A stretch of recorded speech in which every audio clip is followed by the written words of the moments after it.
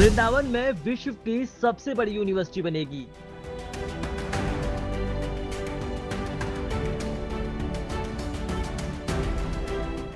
योगी सरकार का कान्हा की नगरी को तोहफा।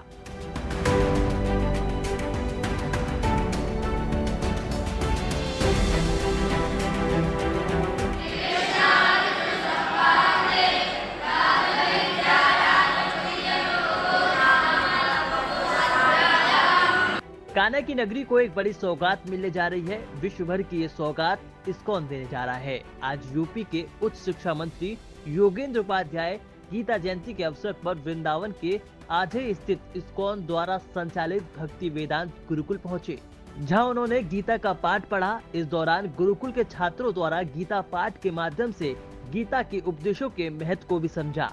इस्कॉन के पीआरओ पवन दुबे ने कार्यक्रम की जानकारी देते हुए बताया कि आज बड़ा तोहफा कान्हा की नगरी को मिला है। हरे कृष्णा प्रभु जी। तो आज बहुत सुंदर कार्यक्रम हुआ है।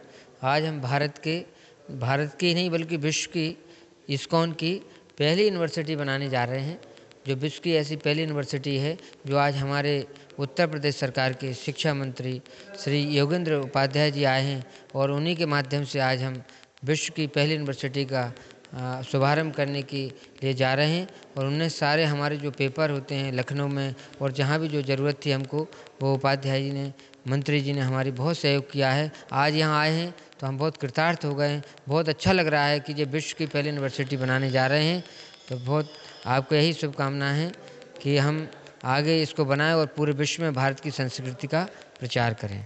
हरे कृष्ण। समाचार सिटी 24 से बातचीत करते हुए उच्च शिक्षा मंत्री ने बताया कि तक्षशिला और नालंदा के बाद अब इस्कॉन द्वारा बनवाए जा रहे इस विश्वविद्यालय से भी जल्द ही पूरे विश्व भर को गीता और सनातन का पाठ पढ़ाया जाएगा।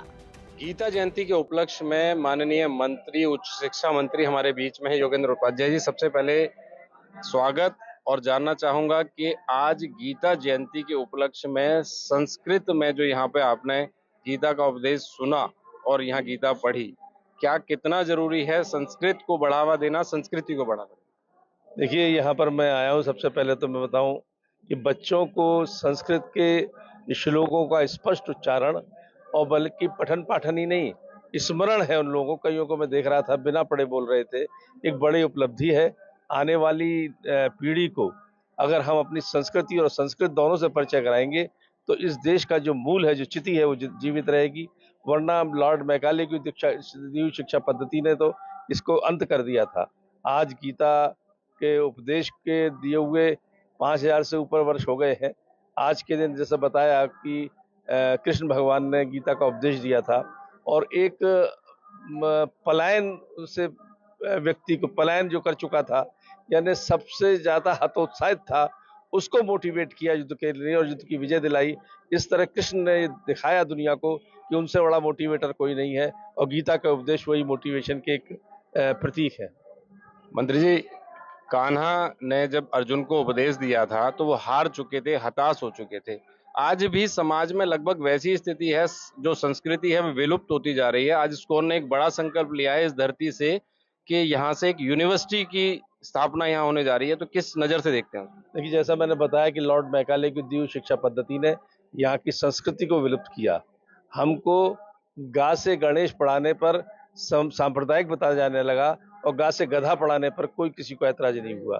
तो ऐसी स्थिति में NEP 2020 मेरे नेता मोदी जी ने दी, जिसके मूल में था कि शिक्षा को संस्कार से जोड़ना, शिक्षा को रोजगार से जोड़ना और शिक्षा को तकनीक से जोड़ना। उसमें यहाँ का तो बहुत ही विलक्षण है इस संस्था का कि वो पूरी तरह संस्कार से जोड़ के संस्कार युक्त शिक्षा और संस्कृत में शिक्षा दे रहे हैं। इसलिए ये आने वाले देश का भविष्य बनेगा।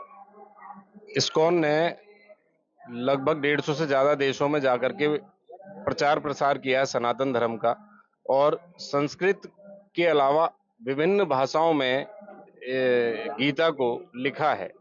जब वृंदावन की धरती से ये विश्वविद्यालय तैयार होगा, जो कि इस्कॉन का पहला विश्वविद्यालय बनने जा रहा है, तो क्या कुछ मतलब यहाँ के लोगों के लिए इसका लाभ मिल पाएगा? क्या सिर्फ यहाँ के लोगों को लाभ नहीं, पूरे देश के लोगों को लाभ मिलेगा, विदेश के लोगों को लाभ मिलेगा।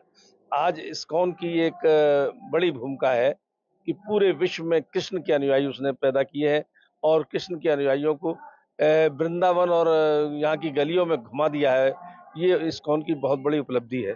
और कृष्ण को जो समझाया है पूरे विश्व को, वो इस्कॉन नहीं समझाया है, प्रभुपाद स्वामी जी ने समझाया। तो अब उसकी जब यूनिवर्सिटी बन जाएगी तो हमको याद आ रहा है नालंदा और तक्षशिला, उस स्तर पर ये यूनिवर्सिटी बनेगी जो विश्व के जहाँ पर लोग पढ़ने आते थे।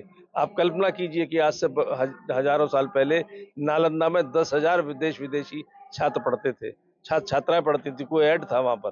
तो ऐसी स्थिति में ये विश्वविद्यालय उसी ऊंचाइयों को छुएगा, ऐसा मेरा विश्वास है। बहुत धन्यवाद। तो इस तरह से आप सुन रहे थे योगेंद्र उपाध्याय जी को। योगेंद्र उपाध्याय जी उच्च शिक्षा मंत्री हैं उत्तर प्रदेश सरकार के, जिन्होंने साफ तौर पे कहा कि तक्षशिला और नालंदा के बाद ये एक ऐसी बड़ी यूनिवर्सिटी की स्थापना कान्हा की नगरी वृंदावन में होने जा रही है, जो इस्कॉन के द्वारा संचालित होगी। और निश्चित तौर पे न सिर्फ वृंदावन ब्रजवासियों को बल्कि पूरे विश्व भर को इस यूनिवर्सिटी से एक बड़ा संदेश और बड़ी शिक्षा प्रदान की जाएगी। समाचार सिटी 24 की हर ताजा तरीन खबर के लिए आप हमारे साथ यूं ही जुड़े रहिए।